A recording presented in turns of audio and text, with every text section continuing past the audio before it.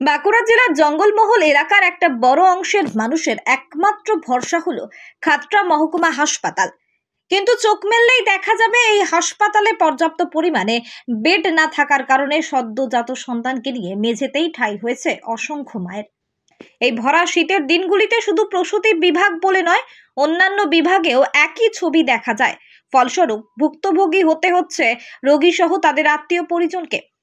অমিত মাহাতো নামে এক ব্যক্তি তার স্ত্রীকে খাতড়া মহকুমা হাসপাতালে প্রসূতি বিভাগে ভর্তি করেছেন, কিন্তু বেড না পাওয়ার কারণে নবজাতক সহ তার স্ত্রীর জায়গা হয়েছে হাসপাতালের বারান্দার মেঝেতে। এই ঠান্ডার মধ্যে তাদের মতো অনেকেরই দুর্বিষহ অবস্থায় দিন কাটছে বলে তিনি জানান। দাদা, হসপিটালে কাকে ভর্তি করেছেন? বউকে। কবে ভর্তি করেছেন? হ্যাঁ, কবে ভর্তি করেছেন? কালকে। কি হয়েছে? ডেলিভারি হয়েছে। দিয়ে বেড পেয়েছেন? হ্যাঁ না, বেড পায়নি। কি কি অসুবিধা হচ্ছে বলুন? এই বেড পায়নি, তার জন্য অসুবিধা হচ্ছে। বেড পেলে ভালো হতো। বেড পেলে ভালো হতো। আর এমনি আপনার থাকার জায়গা?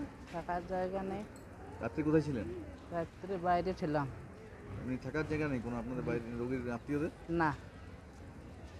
আর ব্যথা উঠেছিল বলে ভর্তি করেছেন? হ্যাঁ, কম কম ব্যথা করেছিল। এখন কোথায় আছে? এখন মাটিতে শুয়ে আছে। বারান্দায়? হ্যাঁ। কোথায় শুয়ে আছে? বারান্দায়। অন্যদিকে হিরবাঁধের চাপাশোল গ্রামের বাসিন্দা সুমিত্রা বাউরি বলেন, আমার মেয়ে প্রসূতি বিভাগে ভর্তি ছিল, 3 দিন পর অবশেষে বেড মিলেছে। তবে কঠিন ঠান্ডায় বারান্দার মেঝেতে পড়ে থাকার দিনগুলো খুবই কষ্টের সাথে কেটেছে বলে তিনি জানান। দিদি, কাকে ভর্তি করেছেন? আমার মেয়েকে ভর্তি করেছি। কেমন আছে মেয়ে এখন? মেয়ে এখন ভালো আছে।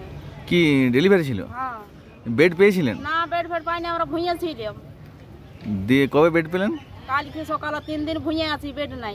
কতটা অসুবিধা হচ্ছিল মাটিতে? অসুবিধা হবে না, ডেলিভারি মানুষ বসবে, এখন দাঁড়াবে, কষ্ট হবে না ডেলিভারি মানুষের। ঠিক। আর এই ঠান্ডাটা তো খুব কষ্ট। হ্যাঁ, ঠান্ডাও কষ্ট। কত পেশেন্ট আছে এরকম বাইরে মাটিতে? মাটিতে আছে তা 40-50 জন, বরং বেশি, 100 জনের উপর আছে। অসুবিধা হচ্ছে? অসুবিধা হচ্ছে। ঠিক। বেড পেলে ভালো হতো। ভালো হয়তো, ডেলিভারি যে একটু বসবে তার যুদ্ধ সহজ নাই। কি নাম আপনার? আমার নাম হচ্ছে সুমিত্রা বাউরি। কোথা থেকে ভর্তি করেছেন মেয়েকে? মেয়েকে ভর্তি করেছি চাপাশোল থেকে। 3 দিন আগে ভর্তি করেছেন? হ্যাঁ। হাসপাতালে পর্যাপ্ত বেড না থাকা এবং রোগী সহ তাদের আত্মীয় স্বজনদের এই দুর্ভোগের বিষয়ে হাসপাতালের দায়িত্বপ্রাপ্ত সুপার ডক্টর সুকুমার হেমব্রম বলেন, হাসপাতালে মোট 106টি বেড রয়েছে, কিন্তু সেই তুলনায় রোগীর সংখ্যা অনেক বেশি, যে কারণে এই সমস্যা হচ্ছে। তবে হাসপাতালের পাশে 100 বেডের নতুন বিল্ডিং তৈরি হচ্ছে, ওই কাজ শেষ হয়ে গেলে এই সমস্যা মিটে যাবে বলে তিনি জানান।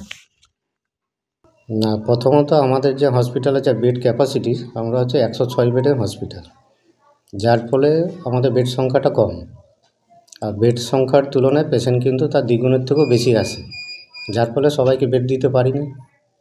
তার ফলস্বরূপ এরকমই হয়, সবাই ম্যাক্সিমাম নিচে পড়ে থাকেন। প্রসূতি বিভাগে কতগুলো বেড আছে? আমাদের 25 থেকে 30টার মতো থাকে।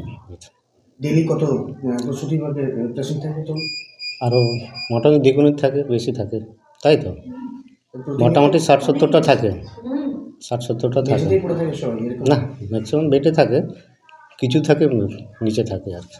এই কনকনে ঠান্ডাতে তার তো শিশুর একটা না, কিছু করার নেই, কিন্তু আমাদের নতুন একটা বেড বিল্ডিং হয়েছে, 100 বেডের বিল্ডিং হয়েছে, সেটাতে প্ল্যান করা আছে।